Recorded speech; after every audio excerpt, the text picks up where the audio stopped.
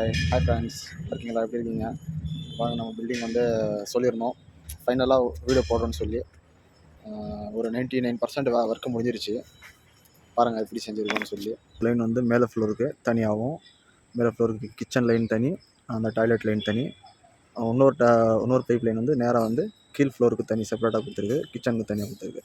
இன்னொன்று வந்து பம்பிங் தனியாக கொடுத்துருக்கு. இந்த மாதிரி தனியாக கொடுக்கும்போது எதனால் தனித்தனியாக கொடுக்குறோன்னு சொன்னீங்கன்னா, இப்போ மேலேருந்து பைப் வருது இல்லைங்களா, அது பைப் வந்து நம்ம இதுலேயும் டீ கொடுத்து லிங்க் பண்ணி அதே பைப்பு கீழே இறக்கிட்டு வந்தோம்னா, கீழே இருக்கிற பாத்ரூம்காரங்க டேப் ஓப்பன் பண்ணாங்கன்னா மேலே டேப் வந்து அப்படியே ஸ்லோ ஆகிடும் தண்ணி.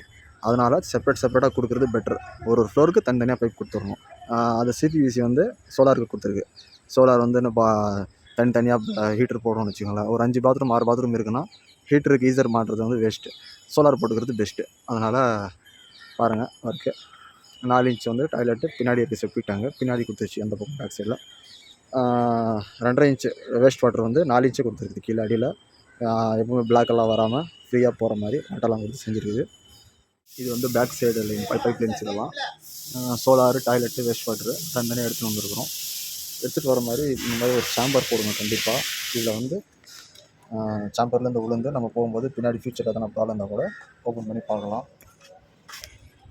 ஒரு பாத்ரூம்லேருந்தும் தண்ணி வெளியில் வர இடத்துல இந்த மாதிரி மூடி போட்டிங்கன்னா நல்லது. எதனா பிளாக் ஆனால் கூட ஓப்பன் பண்ணி பார்த்துக்கலாம். அதே மாதிரி இந்த எல்போ வர இடத்துலலாம் மோஸ்ட்லி வந்து இந்த டோரில் போடுங்க, தான் நல்லது. ஃபியூச்சர் நம்ம யூஸிங் கரெக்டாக இருக்கும். எதனா அடப்பு பிளாக் இருந்தால் கூட கட்டி நம்ம பார்த்துக்கலாம். அவ்வளோதான் ஃப்ரெண்ட்ஸ். ஓகே, கமெண்ட் பண்ணுங்கள் எப்படி இருக்குன்னு சொல்லி.